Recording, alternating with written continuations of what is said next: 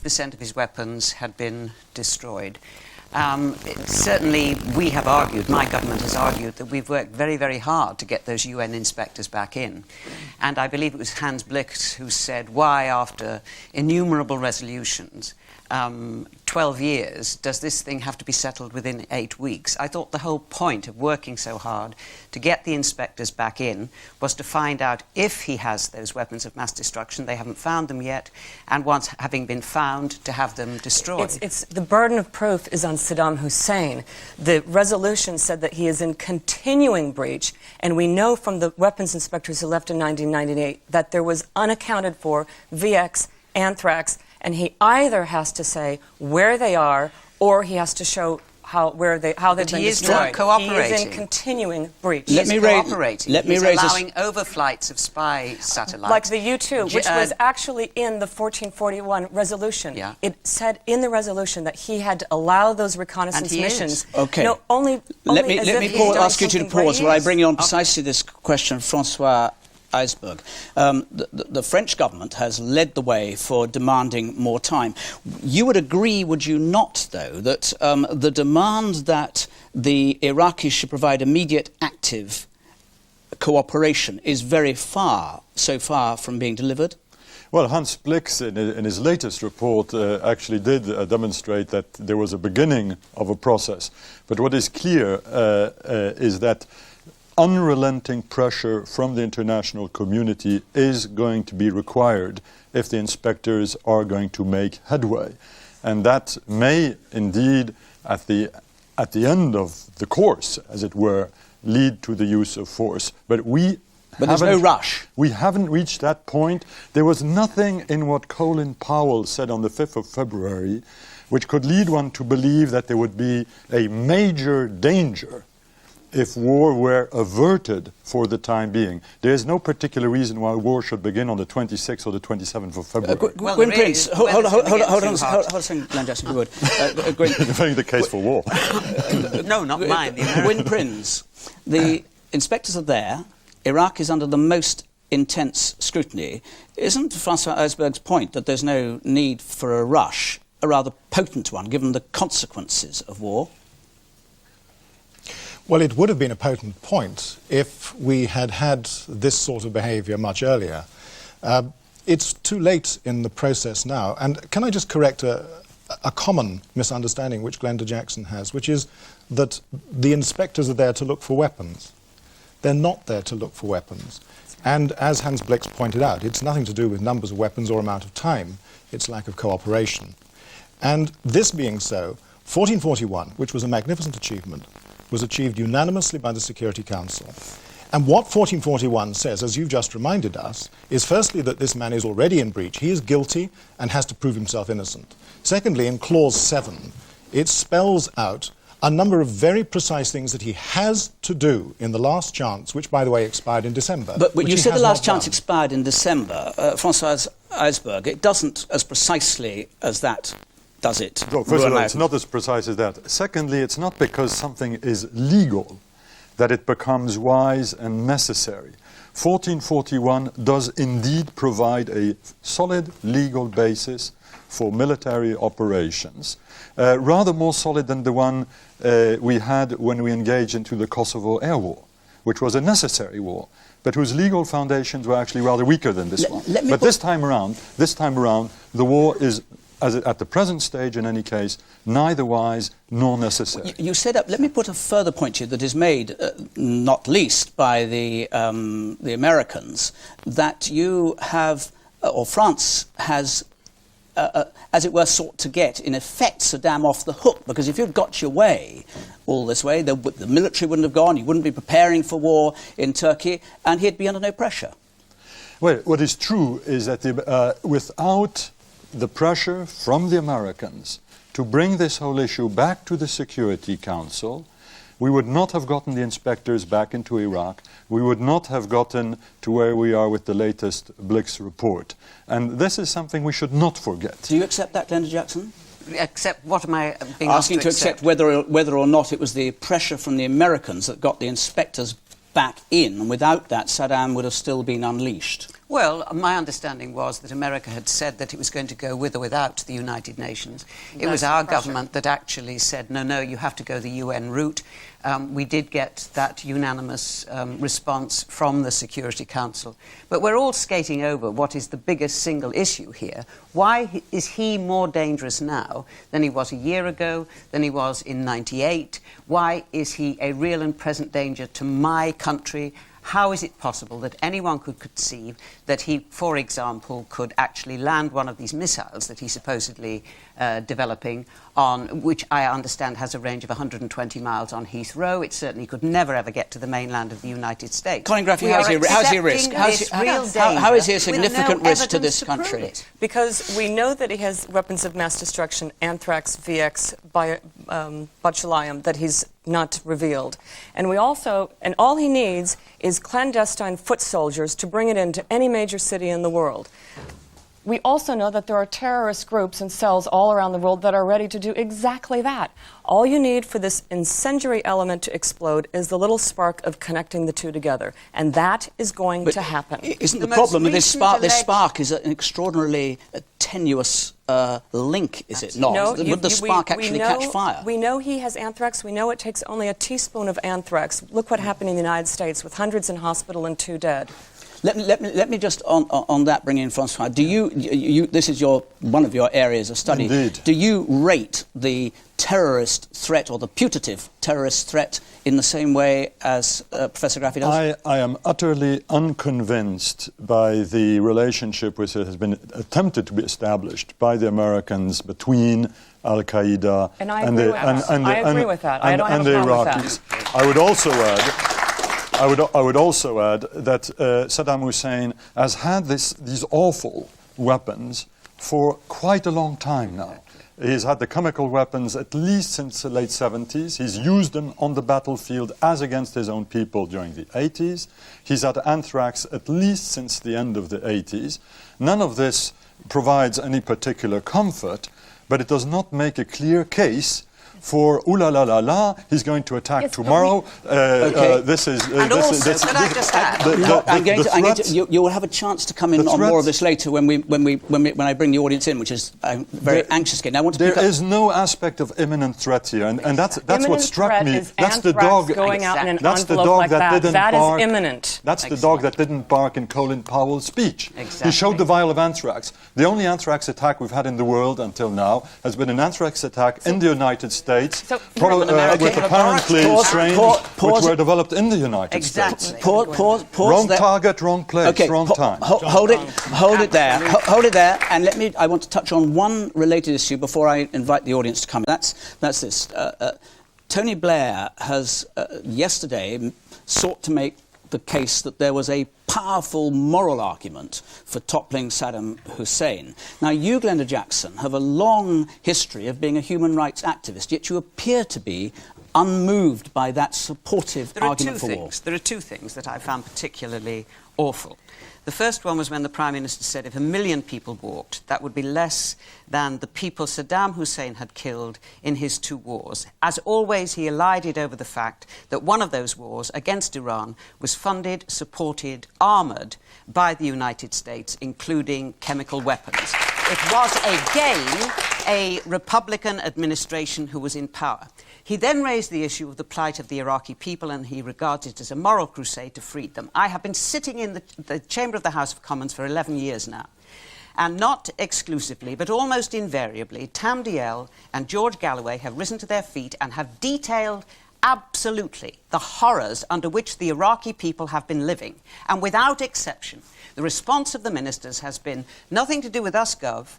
If the people of Iraq are to be put in a happier situation, Saddam Hussein has to meet what the UN has told them to do, and then we lift the sanctions. Next question, please. Win Prince on that. This really is an unhelpful way of representing a terribly important issue.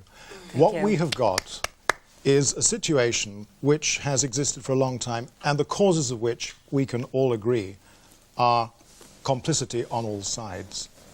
But the situation with regard to this democidal, tyrannous regime, as you know, is that it has predated on its own people. And an important part of 1441 is that it includes a recital of the world community's views on that. Now, my own view is that there are three layers at which you can make the case for taking action now. The weakest, we have all agreed, is the one which says there is some sort of terrorist link. The second, which relates to weapons of mass destruction, is hard to make in a democracy because, for obvious reasons, much of the information which should be displayed couldn't possibly be if at some stage military action has to be taken to remove them. But the one which is absolutely clear amongst us, and for me the most important, and this has been my position throughout, which is how, having long been a dove, I suddenly discovered myself a hawk, is the moral case. And the moral case is that we have a debt of honour to the people of Iraq who were betrayed at the end of the Gulf War. So you're suggesting, are we, that we should, although we didn't, have gone into Cambodia when Pol Pot was slaughtering his people? But we should, but we didn't, excuse me. We should have gone into Burma when the junta there was actually sending children down jungle pathways to ensure that if there were mines, they would be exploded, so the soldiers walking behind those children would not be damaged. If we are going down a road where this country is, the world is to be at war, on the basis of abuse of human rights, we are going to be permanently at war because the list is endless. OK, yes, hold. If you would hold that there, because we can come to that. You've both made very clear opposite cases. Let me pick up you as an analyst on this, Professor Prinz. Tony Blair seems to be in a curious position now, isn't he? Because he says if they do get rid of, or we find the weapons of mass destruction, then Saddam can stay in power. And yet in the same breath, he says, it would be inhumane for him to remain in power. You can't run both horses at once coherently, can you? I think that the Prime Minister has a difficulty in that.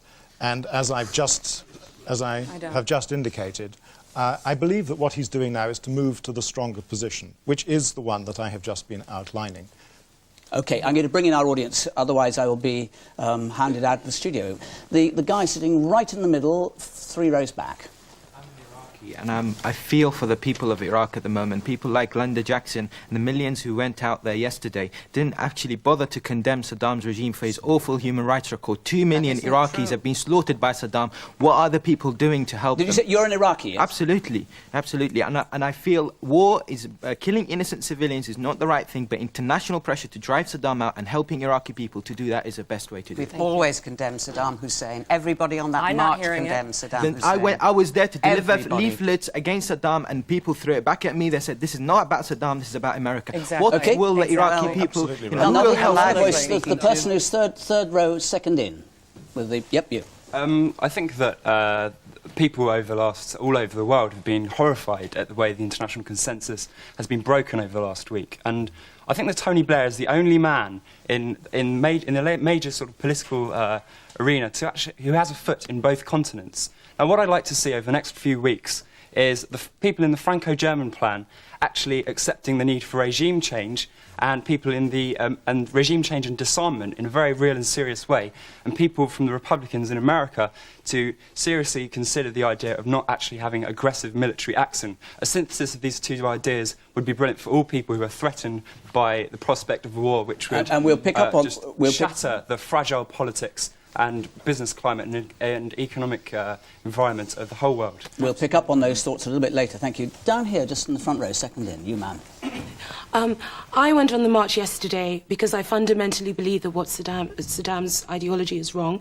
And I also went on the march yesterday because I believe the world belongs to everyone. And I think that we were all represented. It doesn't just belong to the United States. And my concern, and I hope that someone here can answer it for me, is that has anyone thought ahead?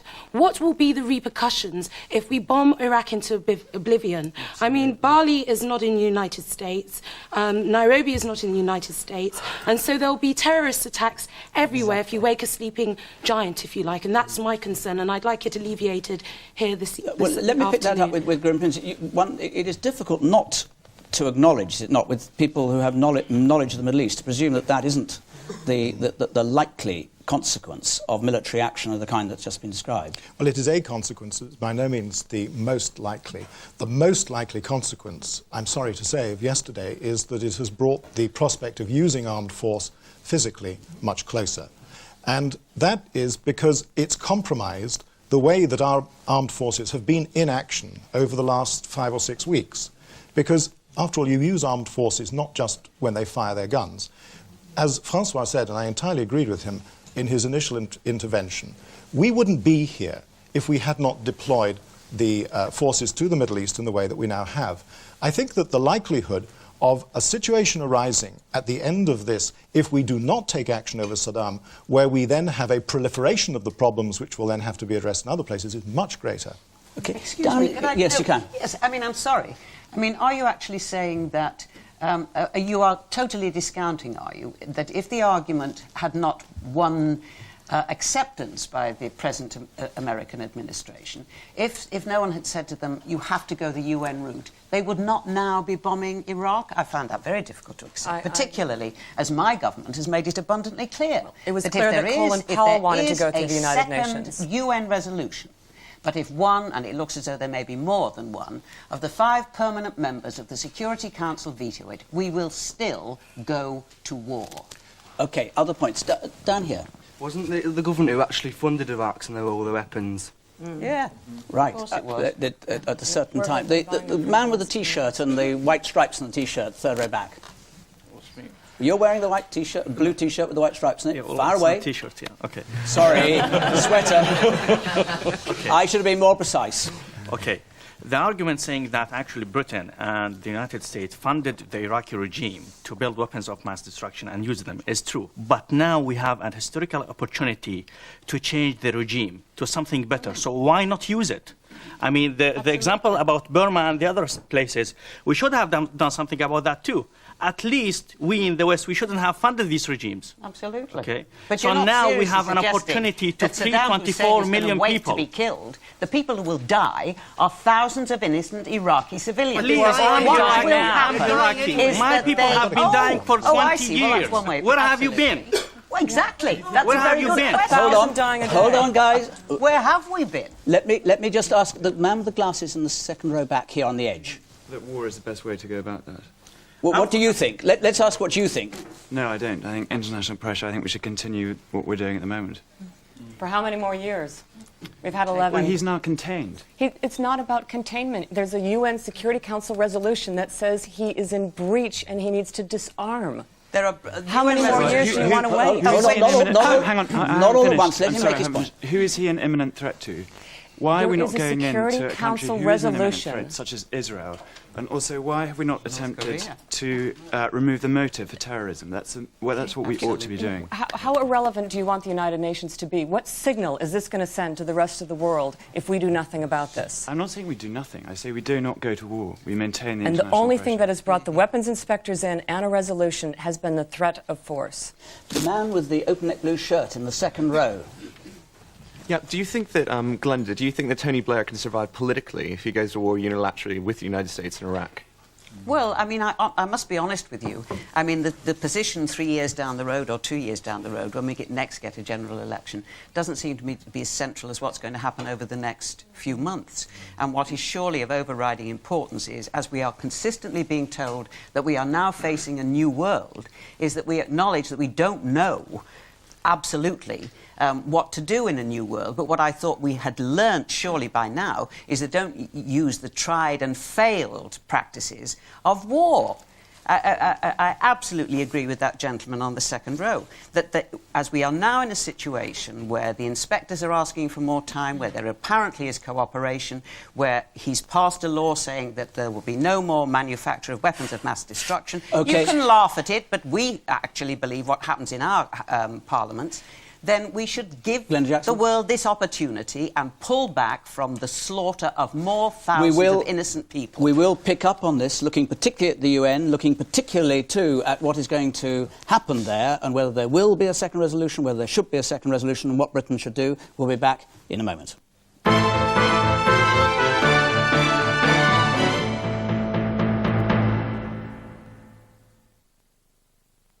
Might is right, and the views of the international community expressed through the UN are irrelevant? No, I think, first of all, America will consult with allies and members of the Security Council to determine what action should be taken next. And whether it goes to a second resolution or not, you still have, as Francois said, authority to take military action under 1441 because Saddam Hussein has been in breach since 1990 of his ceasefire agreement of certain elements that he was supposed to do, the main one of which is disarmament. So why bother with the UN resolutions at all? Why not say, we've got the authority, let's go for it? Because I think it's important to go through international institutions. And the problem is... For so long as they agree with you? Well, no.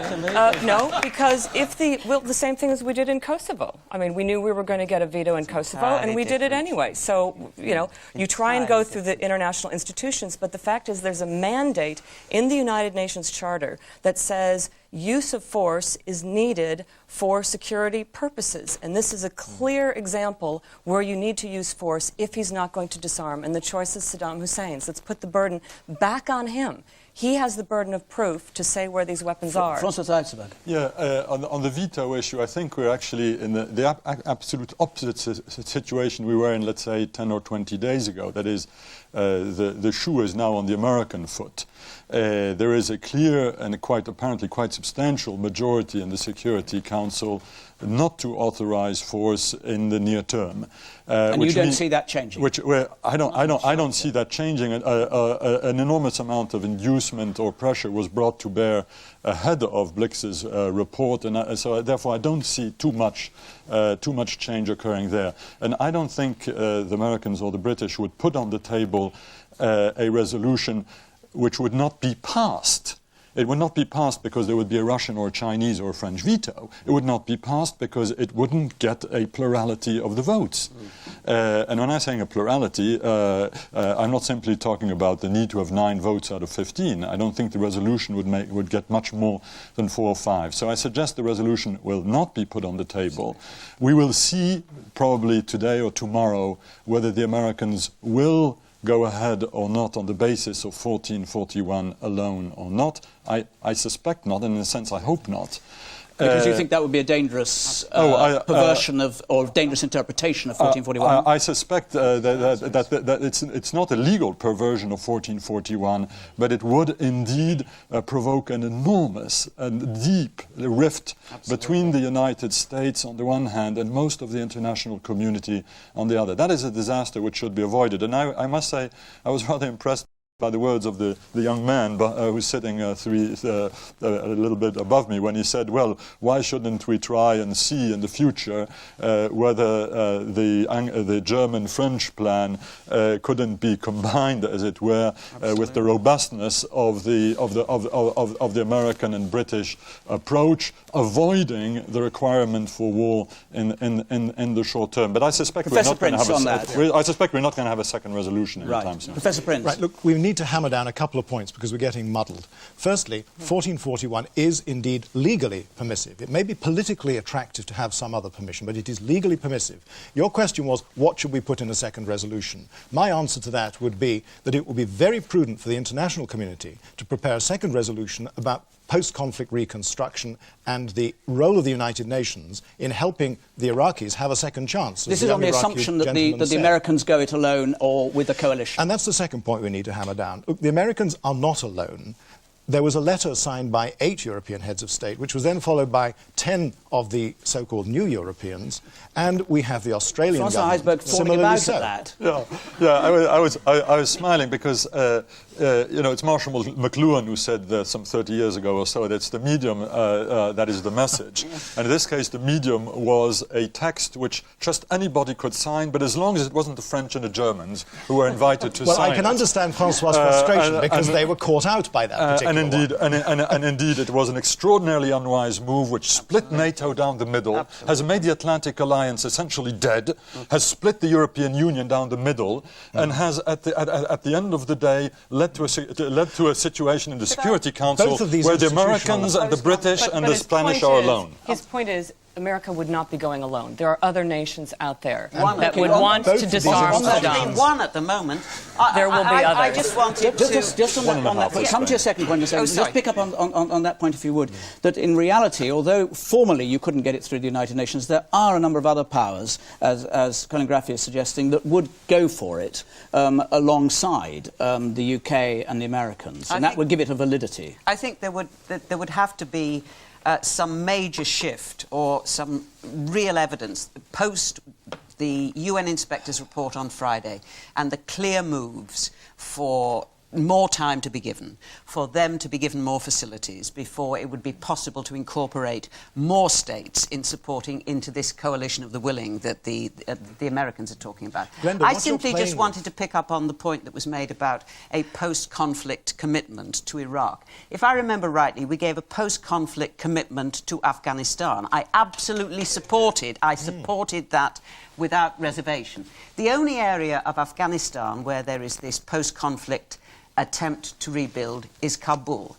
We're seeing the Taliban regrouping, we're seeing... That's not true. There are roads and infrastructure, there's millions and billions of dollars being poured into Afghanistan. Governing their countries, the opium is being grown and harvested and sold, women are being denied So is that an argument for having... The point I'm attempting to work up to here, if we are serious about this, and if we are serious about helping Iraq, if there should be a conflict, and please God there won't, to actually rebuild itself into a democratic state, we, the international community, has to make the same kind of commitment to Iraq as was made to Japan and Germany after the Second World War. And I see no signs whatsoever of that commitment being met. She's absolutely right. She is absolutely right. And that, if you pay attention to what has been said in Washington recently, the Americans have realised that's what they're going to have to do. Look at the congressional... They won't do it. They do. They Just are. for one moment, Glenda. Sorry, I'm sorry. Look at the Congressional Budget Office estimates for the next year, and you will see that the Americans know that the government military occupation that will have to be put in to give Iraqis a chance is going to be on that sort of scale. Your point about Afghanistan seems to me to make one conclusion, with which I think we could all agree, which is that we should have tried harder, and that lesson has been learnt. And it's being learned in Afghanistan, and it will be learned here. No, we made a promise. We said we would not walk away from Afghanistan. And we haven't. And we're only in Kabul. That's not true. It's a bigger country. That's not true. It ain't working anywhere else. Let's concentrate. We could concentrate on the varying views that there are about what is actually happening in Afghanistan. Let's stick with what we've got now, and on the basis of what we've heard, which is there's almost a consensus of competing views here, that it's very unlikely that there is to be a resolution that will go through. Therefore, it is very likely that the Americans will decide that they will take action, and therefore there will be a problem afterwards. And this disparate four, if I...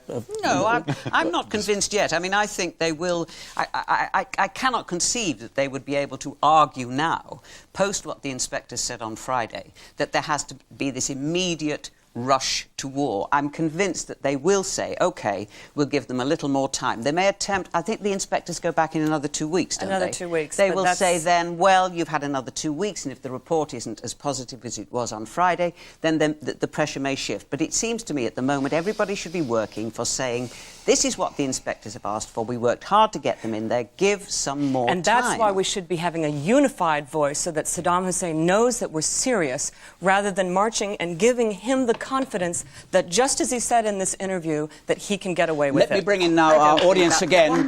Let me bring the audience in again, and you'll have a chance to pick up, I'm sure, on what they said. Down here in the front row on the edge. Yes. Talking about this whole situation, what I'm seeking is legitimacy.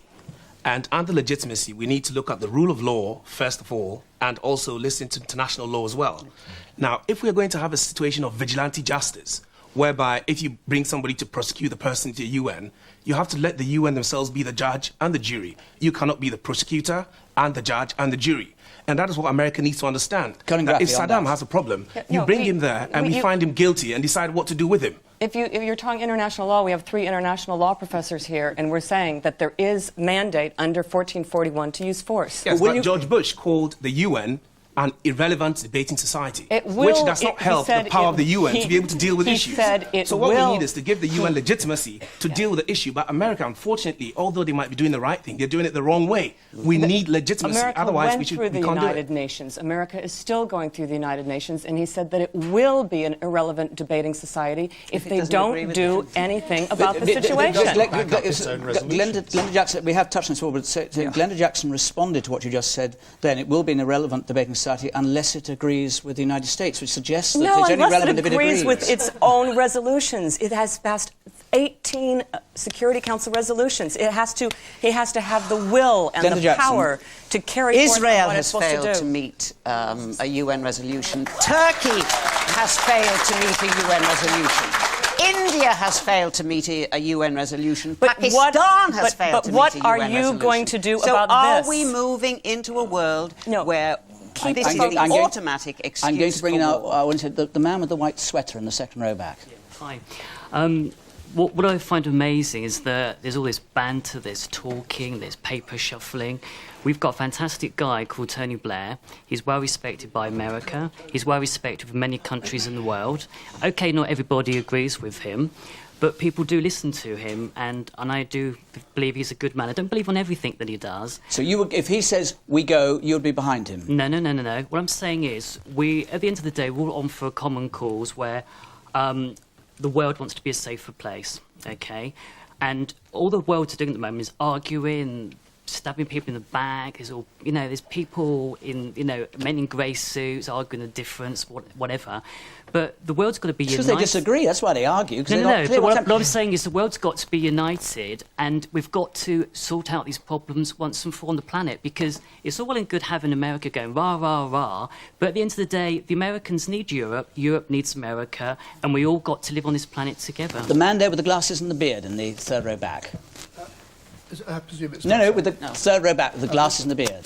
You've got a beard, you've got glasses, you've got a red tie. I can describe you even more fully if you want. You just started. Just get going. For me, anyway. Just get going. Come on. Anyway, my point is that America failed to back Saddam's opponents after the Gulf War, and is this now a pretext being used, 1441, to clear up the mess that they left behind after the Gulf War? It wasn't just America. Margaret Thatcher did it too. Well, America would have gone in, but there was not a unified voice. The Allies were scared. They were worried. They didn't want to do it, and so they back out. The point that the gentleman was trying to make. And when Glenda Jackson brings up the fact of all these other resolutions being violated, what in the Parliament are you going to say we can't do anything about transportation because the health service is such a mess, and we're not going to do something about health because education is such a mess? I'm going to bring in, if I may, the woman who's here on the left-hand side. Yes, you. Me? OK. Words like it's too late, 11 years is too long, is very worrying because it's never too long not to try and not go to war. I don't think we can split the world into hawks and doves. It doesn't help. We know that America at the moment spends $400 million on its military, something like 0.2% on conflict resolution. Can we not be on a military trajectory? Can we not seriously think about alternatives? I want to hear more about the Franco-German peace plan and the role of the UN in that. Well, very briefly on that, I'll bring you both in. Francois, first of all. Yeah, two things here. First, on the legal position. It must be acknowledged that the resolutions which the international community has adopted vis-à-vis Iraq are of a mandatory nature. They're not of the same nature as those which have been alluded to concerning India, Pakistan, or Israel. And secondly, on the Franco-German business, one of the reasons I suspect why the Security Council actually ended up not with a marginalized France and Germany, which is what everybody was crowing about in London and Washington 2 weeks ago, but with rather the opposite, with Washington and London finding themselves in a box, was precisely because the French and the Germans, A, had come up with something, I think, fairly sensible, and secondly, because our American friends were seen as deliberately trying to split us and divide us, calling Germany a new Cuba or a new Libya. This is the sort of thing which destroys alliances.